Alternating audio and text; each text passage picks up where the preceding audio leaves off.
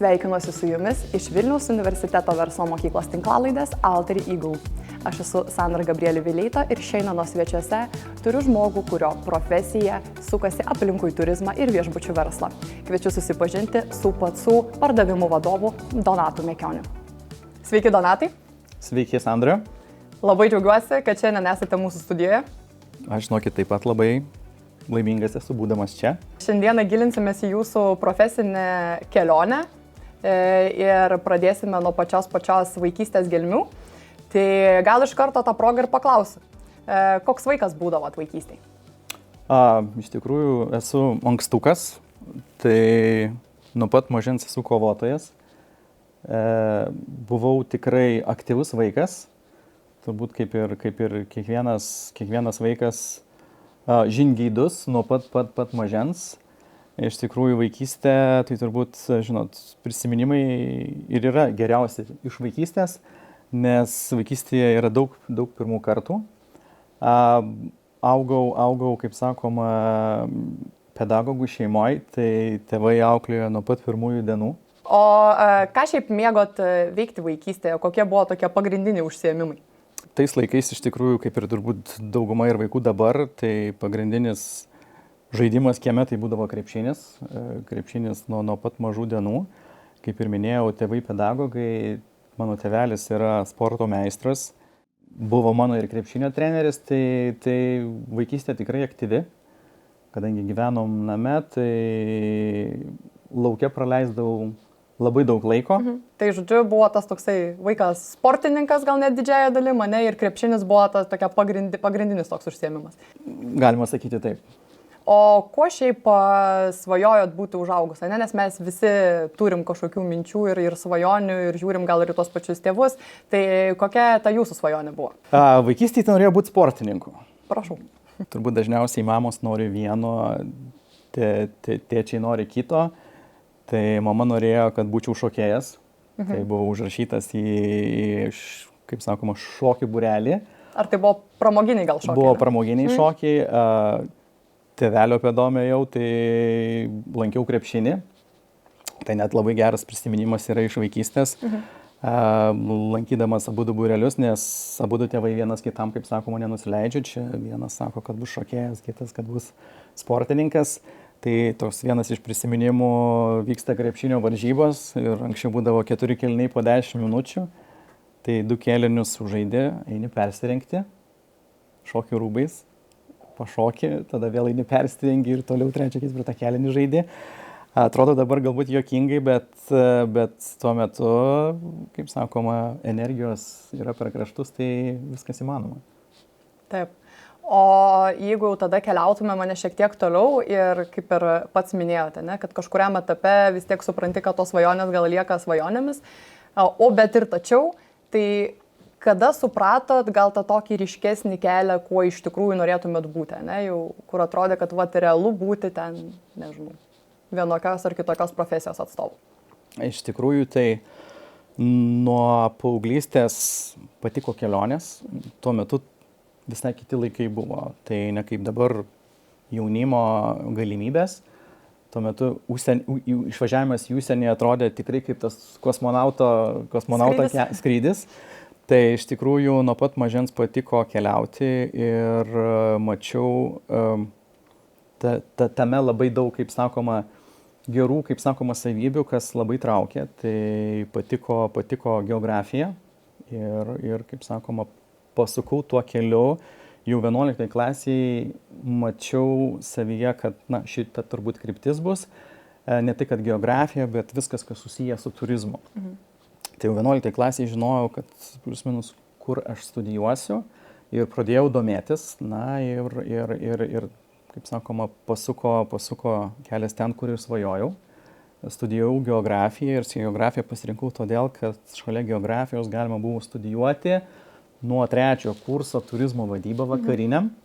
Tai 4 metus studijuodamas studijavau ir rytiniam, ir vakariniam. Ir kaip sakoma, ta kryptis nusitęsė, tai viskas gyvenime susidėlioja turbūt savaime. studijuojant geografiją reikėjo atlikti praktiką ir pasirinkau praktiką atlikti didžiausiai kelionių agentūrui Lietuvos. Ir pirmą, kaip sakoma, savaitę visiškai nusivyliau, kadangi teko tiesiog praktiką atlikti, nunešti voką, kažkam tai ten paskambinti, kažką tai pernešti ir taip toliau. Ir tiesiai šviesiai, kaip sakoma, iškėliau šitą klausimą, sakydamas, kad atėjau čia ne to. Ir įmonės vadovas sako, tai jeigu tu nori iššūkių, galime tau iššūkį duoti. Mane asmeniškai pasisodino į automobilį ir nuvežė į oro uostą. Ėjau jau būtent oro uosto atstovybę. Sako, čia tau iššūkių tikrai netrūks. Tai tikrai oro uostas yra ta vieta, kurioje įvyksta daugiausia force majeure, daugiausia turbūt stresinių ir visokiausių įdomių situacijų. Tai ten pamačiau tikrai tą tokį visiškai kitą turizmo pusę, kas mane užkabino.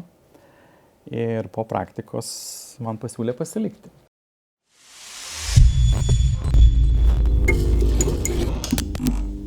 Tai, žodžiu, visa kelionė iš esmės ir prasidėjo nuo praktikos, nuo mokslo pasirinktų. Tai dabar šią akimirką dirbate viešbučių versle. Tai kaip iki to atėjote, ne? Nes buvo praktika, ją atlikote turizmo įmoniai. Ar buvo dar kažkas iki viešbučio verslo, to, kuriame dabar esate dabar, ar tai jau tiesiog iš po praktikos laikų oro uostų atkeliavote iki dabartinio taško? Taip, tai iš tikrųjų kelias yra ganėtinai ilgas. Šiais metais esu, kaip sakoma, 20 metų kaip turizme. Tai po tos praktikos atliktos ir darbo oro uoste metų priėjau prie tokio taško, kuriame arba rašyti bakalaurą, arba dirbti. Tai nusprendžiau tiesiog kelis mėnesius nedirbti ir išėjau iš darbo, nes teko, kaip sakoma, pasirinkti prioritetų pabaigti mokslus. Ir ilsėtis po studijų beveik nepavyko, nes gavau iš karto darbo pasiūlymą. Buvo vienas didžiausių bilietų platintojų Bilietai LT, kūrė avia padalinį ir pakvietė pasikalbėti. Ir kartu prikalbinu dar kelis kolegas. Ir mes atėjom kurti visiškai, kaip sakoma, verslo nuo nulio. Aš jau buvau su tam tikra, kaip sakoma, praktika, mokėjau valdyti tokią avia bilietų valdymo sistemą Amadeus. Buvau praėjęs per tuos metus kursus, tai teko apmokyti kolegas. Ir mes per 2 metus tapom antras Lietuvoje pagal online pardavimo avia bilietų sektorija, platforma, kas iš tikrųjų buvo labai didelis šuolis, didelė konkurencija. Ir prieš tą 2008 metų krizę, žodžiu, ekonomika kyla, tą visą avia padalinį nupirko Suomių kapitalo įmonė Kaleva Travel, atsidūriau pas suomius. Ir 2008 metų krizė, automatiškai turizmas stoja, viskas stoja ir, kaip sakoma, teko susimažinti komandą, bet komandoje likau. Ir visiškai perėjau į tą verslo sektorių, kadangi Kaleva Travel dirbo pagrindė su verslo klientais. Dirbant Suomių kapitalo įmonėje mes atstovavom vieną didžiausią pasaulyje kelionių verslo agentūrą, Carlson Wagonlit.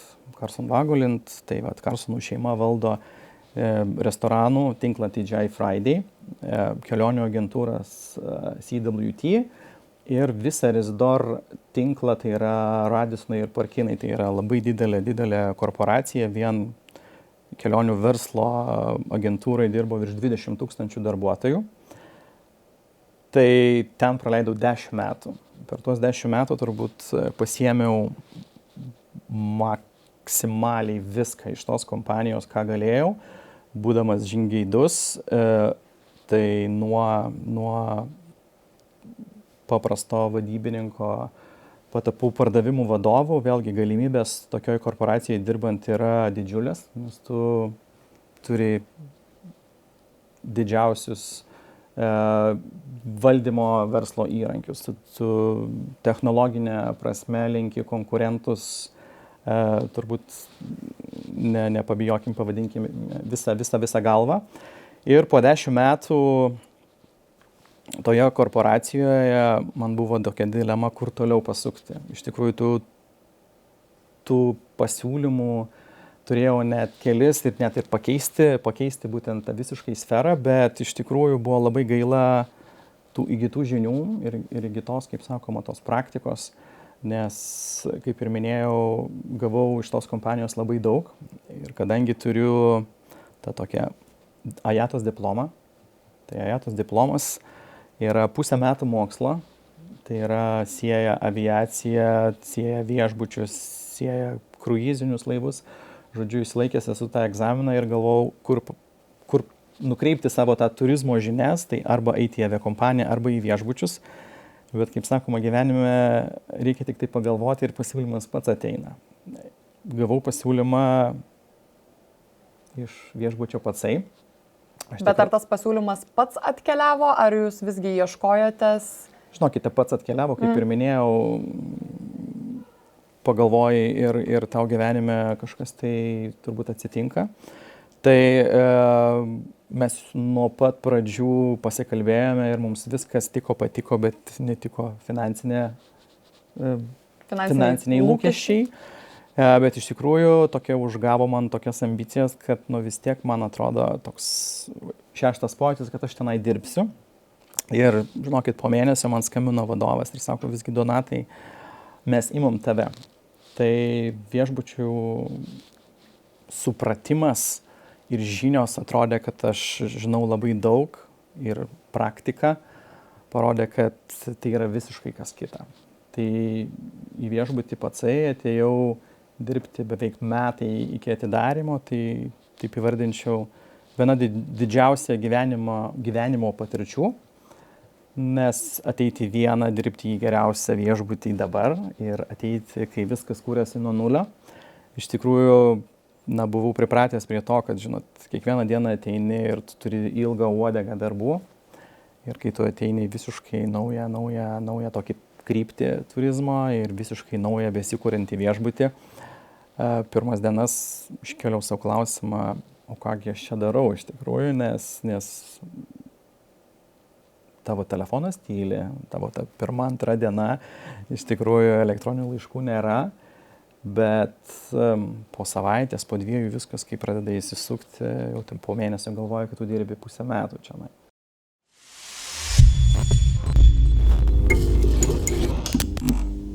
Gal galit papasakot, kaip atrodo ta darbo diena vieno geriausių viešbučių Pabaltyje, būtent pardavimų vadovo pozicijai? Tai darbo diena prasideda tiesiog nuo kavos puodelio. 10-15 minučių skiriu verslo žiniom, LinkedInui, susipažinti su dienos įvykiais, naujausiais, kaip sakoma, straipsniais. Diena gali būti labai įvairi. Jeigu mes šiandien paprastai dieną žiūrėsim, tai prasidėjo nuo rytinio mūsų pirmadieninio operational susitikimo. Šiuo metu esu studijoje, vakare turėsim viešbutyje vieną iš restorano gurų, geriausią Olandijos šefą. Dalyvausiu vakarienėje kartu su mūsų klientais, partneriais. Tai ta diena dienai nelygi, iš tikrųjų viskas labai priklauso nuo sezono, viskas priklauso nuo tos dienos, kaip sakoma, agendos, bet dienos yra labai skirtingos ir įvairios. Didžiąją dalį sudaro susitikimai, konferenciniai skambučiai, bet vėlgi, kaip sakoma, didelė dalis yra ir prie taip pavadinkim, staklių kompiuterio, kur, kaip sakoma, neatsiejama darbo dalis yra, nematoma ta dalis. Tikrai taip. O jeigu dabar jau žiūrėtumėm, tai kiek gaunasi, jog pasuose šiuo metu yra darbuotojų? Kokia jūs komanda turite? Šiuo metu pas mus komandoje yra 108 darbuotojai. Jeigu taip žiūrėsime, 104 kambariai, 108 darbuotojai, tai vos ne vienam kambariui vienas darbuotojas. Taip, ir viešbučiui realiai yra kiek čia, keli metai? Taip, tai šį mėnesį mes švęsim jau 6 gimtadienį. Man bus 7 metai, kaip šitam viešbutį dirbu. Iš tikrųjų, jeigu taip žiūrėsime, 7 metai tai yra daug, bet jeigu mes pasižiūrėsim paskutinius 7 metus, tai turbūt iššūkių tų netrūko. pandemijos reikalai, geopolitikos reikalai, tai iššūkių tikrai netrūksta. Norėjau irgi užkabinti gal tą covidinį laikotarpį, nors jau atrodo, kad jau senai pasibaigęs ir čia toliau visi gyvenam gyvenimą, bet ir tačiau pati irgi buvau tuo metu turizmo sektoriui, tai irgi teko iš sektoriaus pasitraukti dėl labai aiškių priežasčių, nes tikriausiai tai buvo pirmoji sritis, kuri labiausiai nukentėjo. Tai kaip tuo metu sekėsi viešbučiai? Iš tikrųjų, tai teko užsidaryti per savaitgalį, jeigu taip gerai prisiminsime. Penktadienį dar vyko įvairiausi darbai ir nuo pirmadienio paskelbė, kad visiškai yra uždaromas oro uostas, įvedamas visuotinis karantinas, tai teko labai greitai reaguoti. Kaip dabar prisimenu, ateinu iš susitikimo ir visi kolegos jau yra sujudėję. Tai nieko, kaip sakoma, tu negali padaryti, tiesiog suvaldyti tą situaciją reikėjo čia ir dabar. Taip. Ir po daugelio, kaip sakoma, metų, tu vieną dieną taip atrodo ir sustoji. Tai iš tikrųjų, ką parodė pandemija, kad bet kuriam versle, kokie be būtų prabangus, tarkim, rūmai ir taip toliau, viskame kame yra žmonės. Kai tu vaikštai po tuščią viešbutį, be viešbučio svečių, be darbuotojų ir supranti, kad viską kuria žmogus. Tikrai taip. Bet koks tas didžiausias iššūkis buvo, ar tai galbūt buvo ir susiję ir su pačiais darbuotojais, nes vis tiek buvo įmonių, kurios labai aiškiai kirto, ta prasme, turiu omeny, kad buvo labai daug nedarbingumo situacijų, visokių kitokių išmanimų įmonė, kaip tvarkyti su situacija, buvo labai daug atleidžiamų darbuotojų. Tai kaip šioje vietoje elgėtės jūs? Mes iš tikrųjų visų pirma įjungėm šaltą protą ir supratom, kad vis tiek pandemija vieną dieną baigsis, o darbuotojų susirinkti ir iš naujo apmokyti bus visai kita. Tai mes tiesiog visi draugiškai nuo managemento iki žemiausios, kaip sakoma, darbuotojų grandies išėjom į dalinės prastovas. Ir tą pirmą pandemijos bangą iki gegužės galo prabuvome namuose. Iš tikrųjų, atsižvelgdami į, kaip sakoma, viešbučio svečių poreikį, turėjom kelius ilgalaikius svečius. Tai dėl jų laikėme kelis darbuotojus viešbutyje, nes tikrai žmonių, kaip sakoma, į gatvę neišvesi. Ir gegužės mėnesį mes grįžome ir su tam tikrais apribojimais, kurių, kaip sakoma, kiekvieną dieną būdavo vis kitų ir tu ateini pirmadienį ir visa kita informacija iš vienų šalių galima atvykti, iš kitų negalima, kokios procedūros. Tai darbo planavimo prasme tai buvo labai daug iššūkių, ypač viešbutyje. Vėlgi, pirmieji net ir viešbutyje susirgusi svečiai, kurie, kaip sakoma, turėjo COVID teigiamus testus, tai darbuotojai irgi labai įsigandę, bet vėlgi pavyko suvaldyti tą situaciją, manyčiau, labai, labai gerai. Mes labai greitai persiorientavom ir iš tikrųjų išnaudojom mūsų stipriasias, kaip sakoma, savybės. Vėlgi pandemijos metu galbūt tam tikri iššūkiai ir tam tikri apribojimai atnešė ir tam tikrą iš karto strategiją. Tai tarkim, kaip pavyzdys, atsimenat, nebuvo galimybės judėti tarp savivaldybių. Taip. Vis tiek tu esi sostiniai. Restoranai uždaryti, prekybos centrai uždaryti, bet viešbutyje galima teikti maitinimo paslaugas kambaryje. Tai va, tarkim, kaip pavyzdys, pusryčiai buvo teikiami kambaryje, restorano maistas galima buvo užsisakyti į kambarį. Vilniečių didelė dalis negali keliauti, bet jie turi finansinės galimybės išleisti tuos pinigus. Tai iš tikrųjų mes puikiai išnaudojam šitais apribojimais ir vietinė rinka, domestik, tiesiog tikrai mus tuo metu gelbėjo.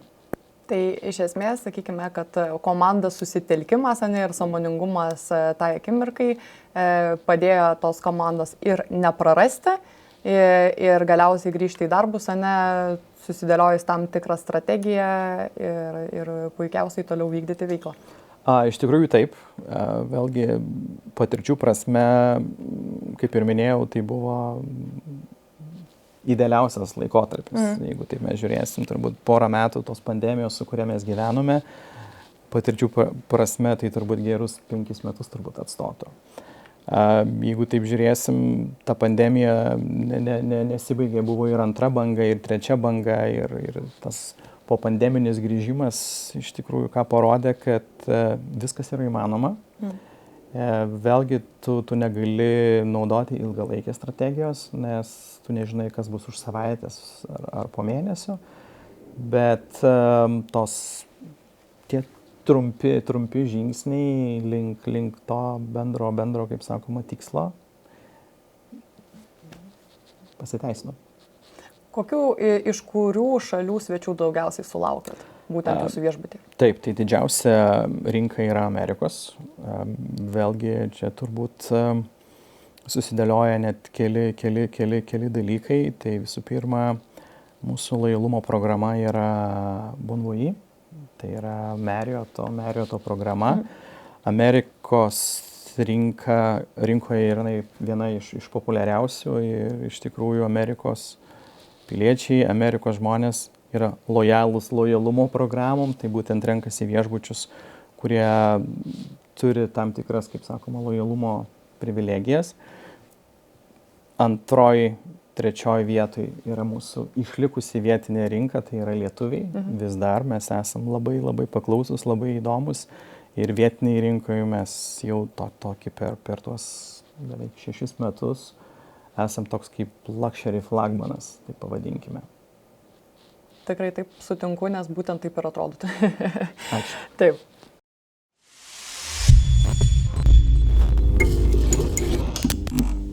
Jeigu dabar jau šiek tiek nuo tos profesinės kelionės žygiuotumėm toliau, tai įdomu būtų, kas vyksta jūsų gyvenime, kai nedirbat. Kokie yra jūsų hobiai, ką mėgstat veikti? Iš tikrųjų, tai tas darbas nėra toks, kur uždarai duris, išėjai ir iki kitos dienos tie darbai toj pačioj vietoje ir lieka. Iš tikrųjų, tie darbai pasiveja dažnai skambučių po darbo valandų ar tam tikras svarbus laiškas, bet stengiasi atsiriboti ir vėlgi tas balansas jisai turi būti, nes darbai svarbiausias gyvenime prioritetas yra šeima. Tai tas balansas jisai turi būti.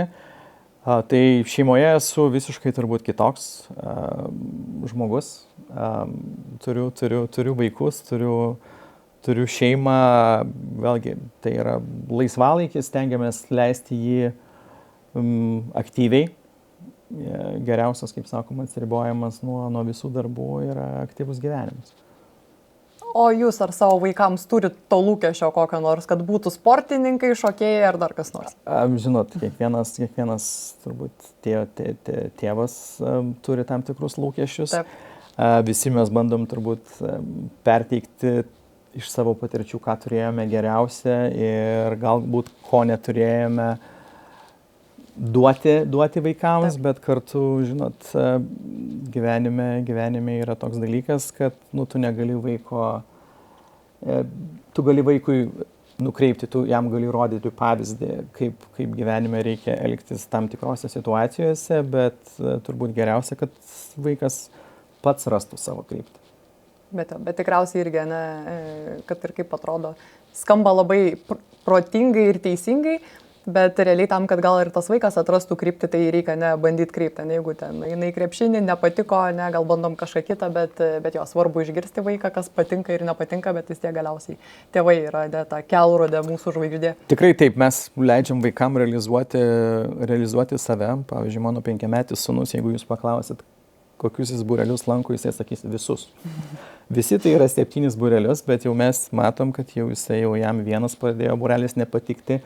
Jau galbūt šitas jau kažkas tai ten neįtiko, ar ten kažkas tai prie ko aš ir einu, kad vaikas turi per praktikas, per poreikius per, kaip sakoma, tai, kas jam labiausiai patinka, pats suprasti ir pats atsirinkti. Taip.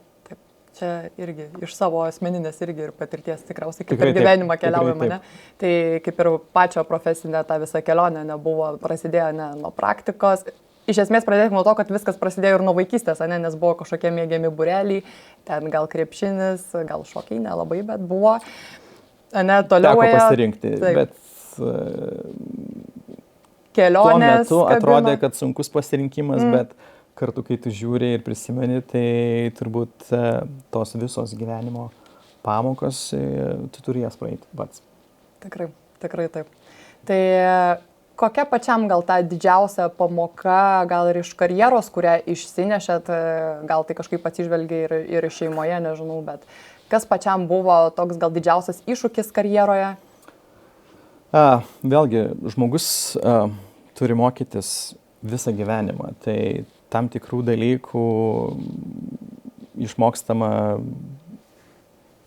vaikystėje, bet gyvenimas yra toks dalykas, kad tu turi nenustot mokintis. Ir kuo daugiau sričių, tai pavadinkim, tu esi, kaip sakoma, specialistas, tuo esi universalesnis ir patrauklesnis rinkoje. Iš tikrųjų, vieną galiu pabrėžti tokią situaciją, prisiminimą labai gerą su klientu. Iš tikrųjų, turėjau dalykinius pietus su klientu ir jis man uždavė klausimą: Donatai, ar tau neatrodo, kad tu per daug susitapatinęs su savo darbo vieta?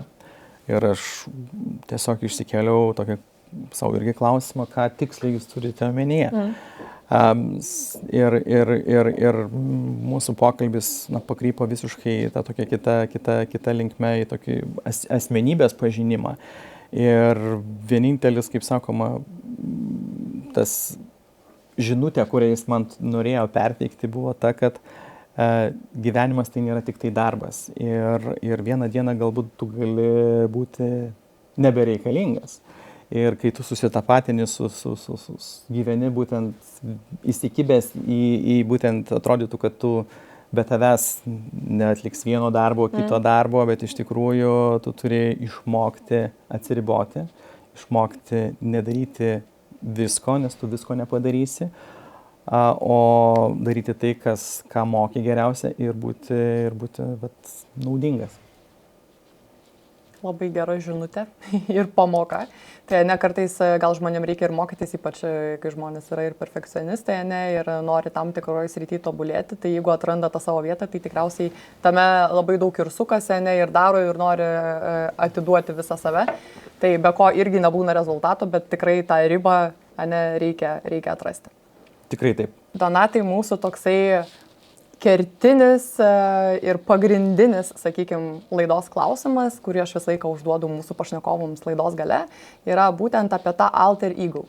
Tai koks būtų jūsų alter ego profesijoje, koks gyvūnas geriausiai jūs galėtų atspindėti? Gyvūnas, turbūt galėčiau vadinti save chameleonu. Iš tikrųjų, turiu tą gebėjimą prisitaikyti prie skirtingų situacijų, skirtingų kolektyvų, skirtingų komandų, skirtingų darbų ir tas iš tikrųjų gyvenime man labai padeda tiek asmeniniam gyvenime, tiek tam būtent darbo srityje. Tai manyčiau labiausiai būčiau panašus į šitą gyvūną. Ačiū labai. O dar toksai irgi klausimas, ar gal net labiau patarimo paprašymas. Tai, žinot, labai daug žmonių ir, pavyzdžiui, aš ir pati buvau susidūrus su tokiu dalyku, jog galvojau, kad norėčiau studijuoti, tarkim, turizmą Lietuvoje, bet tada supratau, kad gal čia nelabai apsimoka studijuoti tą turizmą ir nuėjau kitokia kryptim, bet gal tiem žmonėm, kurie norėtų savo gyvenimą sieti su turizmu. Tai koks būtų jūsų tas patarimas ir nuo ko jums reiktų pradėti? Ar tai tikrai būtent studijos turėtų būti, ar galbūt į tą turizmo sektorių tu gali ir visai kitaip įsilieti? Iš tikrųjų, aš ėjau tuo keliu būtent pasirinkdamas jau nuo mokyklos laikų, Taip. Bet tikrai neneigsiu, yra tikrai labai daug sėkmės istorijų, kur žmonės tikrai visiškai pakeičia kryptį visiškai tokiam jau garbiam amžiuje. Bet aišku, kuo tu anksčiau pradėsi, tuo esi žingeidesnis ir turi didesnės, kaip sakoma, galimybės. Vėlgi, studijos yra viena, tu gauni tam tikrą bazę, tam tikrą žinių bagažą, bet viskas, ką tu įgyji, tas žinias reikia panaudoti praktikoje, o realybėje yra visiškai, kaip sakoma, kitaip.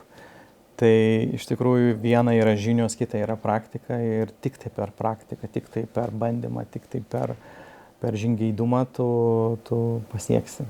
Ačiū labai, Donatai. Buvo labai smagus pokalbis. Labai tikiuosi, įdomu bus pamatyti tą rezultatą galutinį. Patikėkit, pamatysit, mes garantuojame. Tai va, ačiū labai.